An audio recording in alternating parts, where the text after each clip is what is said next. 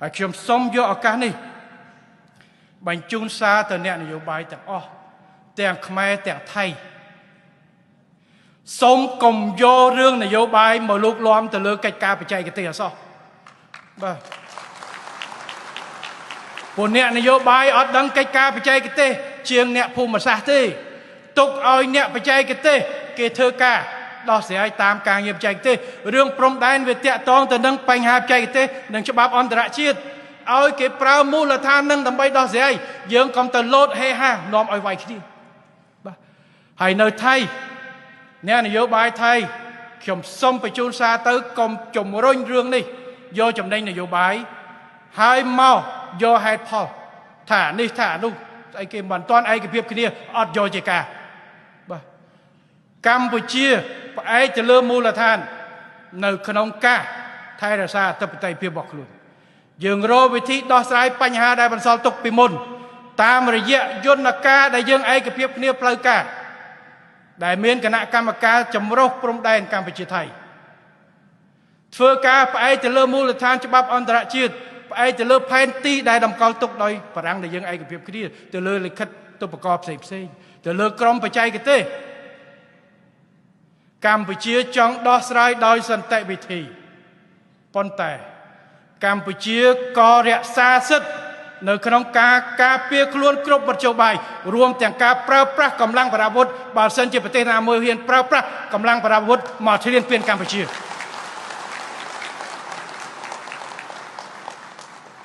2008 2011អ្នកខ្លះយកឬទេយើងមិនចង់យកទៅធ្វើការវាយគ្នាទេអា2008នឹងហើយដែលយកនយោបាយមកដល់មុខពីឆ្នាំ98យើងចរចាគ្នាជាមួយនឹងថៃ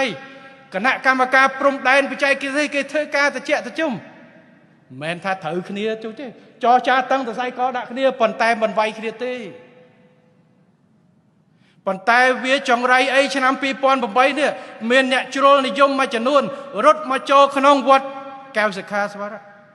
បញ្ជូនតបចោលឡើងវាយគ្នា3ឆ្នាំស្លាប់ប្រមាណរបួសប្រមាណធ្វើឲ្យយើងខាតបង់ប្រមាណតំណែងតំណងកម្ពុជាជាមួយថៃ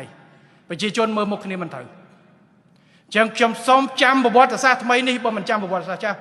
2008ទៅតែ10ឆ្នាំជាងមុនទេដោយសារយកនយោបាយមកលូកលាន់នឹងហើយបានយើងវាយគ្នាប្រាវនោះឥឡូវសូមកុំឲ្យអ្នកជាតិនិយមមួយចំនួនយកនយោបាយមកដឹកមុខដើម្បីឲ្យមានរឿងបញ្ហាទៀតហើយកុំធ្វើថាអ្នកស្នេហាជាតិនោះនាំតែហ៊ានឲ្យវាយគ្នាស្លាប់នាំឲ្យប្រទេសមើលមុខគ្នាមិនត្រង់មិនមែនស្នេហាជាតិទេស្រឡាញ់ជាតិដូចគ្នារដ្ឋាភិបាលមន្ត្រីរដ្ឋាភិបាលខ្ញុំឪពុកខ្ញុំគ្រួសារខ្ញុំក៏ស្នេហាជាតិដូចគ្នាដែរហើយក៏យើងបានធ្វើការច្រើនបម្រើជាតិនេះផងដែរហើយខ្ញុំសូមឲ្យកងទ័ពភាគីទាំងសងខាងនៅក្នុងដំណាក់កាលដែលព្រំដែនមិនទាន់ដោះស្រាយដោយគណៈការគុំព្រំដែនកងទ័ពគ្មានភារកិច្ចដោះស្រាយព្រំដែនទេបាទ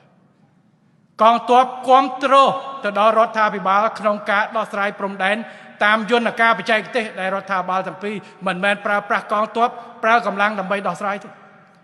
អញ្ចឹងស្ថានភាពឈរជើងកន្លែងណាឈរជើងកន្លែងហ្នឹងសិនទៅល្បាតកន្លែងណាល្បាតកន្លែងនោះសិនទៅកុំឲ្យមានប្រែប្រួលទុកឲ្យគណៈកម្មការយើងធ្វើការតាមបើមិនចឹងវាយគ្នាឆ្លោះគ្នាពេញទឹកអញ្ចឹងសូមឲ្យភាគីថៃនិងកងទ័ពខ្មែររបស់យើងបន្តទំនាក់ទំនងប្រចាំថ្ងៃមានអីដោះស្រាយបញ្ហាជាមួយគ្នាប៉ុន្តែសូមឲ្យរក្សាស្ថានភាពដែលមានពីមុនមកកុំឲ្យមានបញ្ហាបាទមិនមែនជាតួនាទីរបស់កងទ័ពឬអ្នកនយោបាយដោះស្រាយរឿងបច្ចេកទេសព្រំដែនទេគឺជាកាតព្វកិច្ចរបស់យន្តការថ្នាក់ជាតិទាំងពីរតាមជំនាញព្រំដែននិងយន្តការច្បាប់ដែលយើងមានដើម្បីធ្វើការដោះស្រាយតាមវិធីសាស្ត្រកុំចេះតែស្រែកលោឡាលេវាយគ្នាផ្ទុះទៀតឡើយបាទខ្ញុំសូមឲ្យជឿប៉ុណ្ណឹងបាទនេះ